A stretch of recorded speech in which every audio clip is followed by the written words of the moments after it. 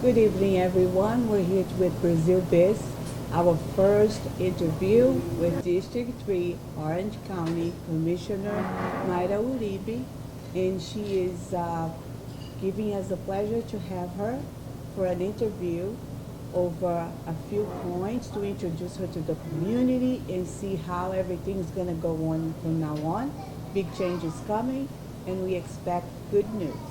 So good night. Thank you. Good evening. Thank you. I thank you for being here today. Thank you for having me today. Thank you. So, there are main things that we would like to be thankful for. First, you're a working woman, thank you. and you do your job, taking care of your community. You come from two different countries in South America, and this is something very familiar to us from Brazil. Mm-hmm. You know, from the Brazil America Council, we are welcoming everyone to show their culture, show their voices, and CNB TV gave the idea to have us put this interview show together in order for us to grow the attention from the community. That's fantastic. And we need that because people need to know who we are and what we do and how we're here to serve. Yes. All right, so my first question to you, what inspired you in your political career? You know, so many things, but mostly my mother. My mother came to this country and came with that idea of the American dream. And I remember my whole life, my mother always said, Mayra, anything you want to do, you can do it. And I believed her. And until you become a mother and until you see those things in your life, do you realize how it's important?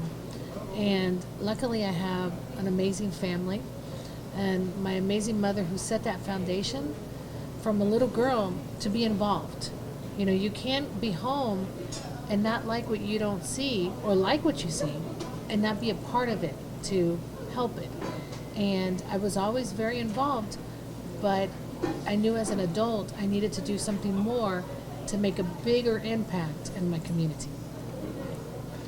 So, and how do you balance such a busy life with family, business, and the political career?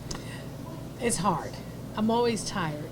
I always say, and it's not so much physically, it's mentally, because it takes a lot of emotion out of you.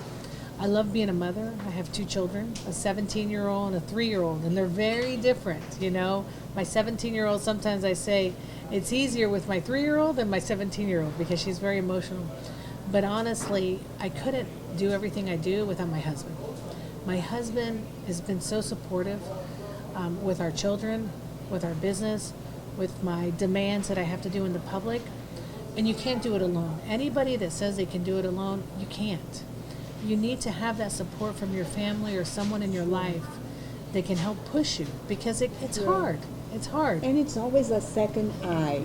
Yeah. Because we get involved, we throw ourselves out there, but men look out for everything. Yes. They pull the balloon out, Yeah. And say, Yeah. easy, right? And a lot of times we get so focused on what we're doing that sometimes we don't see things that we should be paying attention to. And if someone loves you and cares for you and wants the best for you, they're going to say, wait a minute, be careful over here. Or, yes. Don't forget this. And for me, more than anything, what's important is my family, my children, and protecting my family. So although I love serving and being a commissioner, when it comes to my family, I'm mom. I'm the mom. I have to make sure my daughter does her homework, and I have to change diapers, and I'm teaching potty training, and those are the things that you have to do. But if you don't protect the children and make sure that you protect that time, a lot of things can influence your family and not so good. Okay. Yeah. Now, how was it? Was there a difference between the first term and the second term? Do you think anything changed? Like, did you bring a lot more experience to the second term? I think the most important thing in the second term was that people started to know me. When I was elected, you get elected the first time on ideas. and promises. And you get reelected on your second term on how good you kept your word, because your word is everything. And I can't make everything happen, but I try. I try my best, and you communicate. If people don't know, like what we're doing today, if people don't know what you're doing, they don't know. They're not listening, they're not watching. So you have to communicate with your public, and you have to work hard, and people want to see that you work hard, because if they see you work hard, they respect you, and they know where your heart is and where you are to serve. So, after such a gigantic turnout, because you were elected with big numbers. Yes, it was great. Okay. It was great to see it too, because we know you since the beginning on 2019, and you participate in some of our summits and everything. So we knew.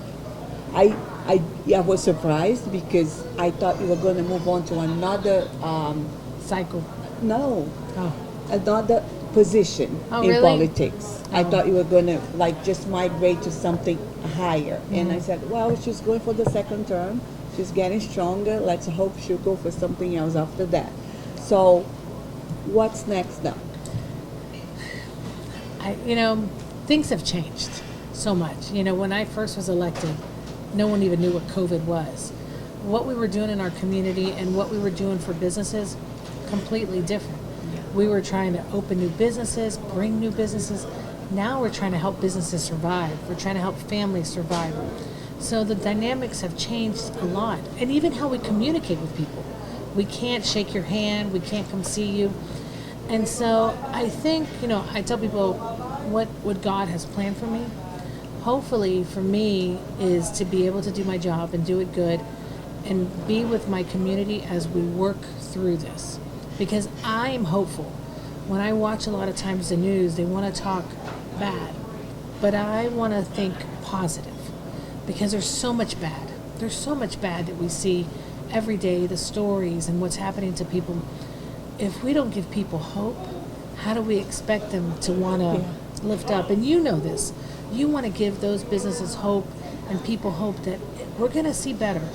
And I want to believe that. I have to believe that. I'm a mom. I have kids. They have a future. I have to believe it's going to get better. And so I hope that as we see things change, it'll be different. It will. But if we can get back to a healthy and safe living where people can live again, you don't know what's going to happen. That's important.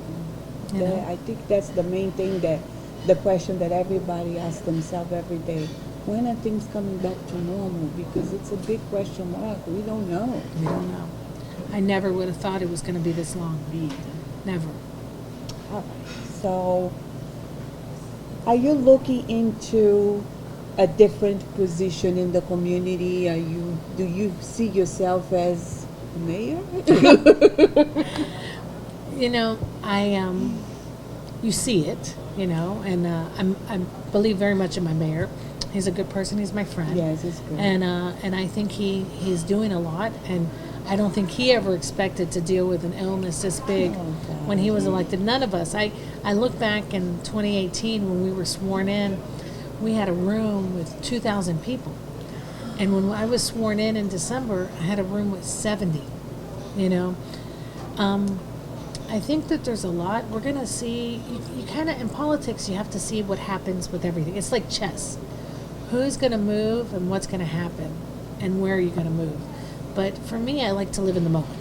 I want to be present here, because I think a lot of time if we focus too much, you have to think ahead. But if you're so focused here, you're forgetting what's happening here. And so I hope that God will guide me and the people will want from me, and we'll see.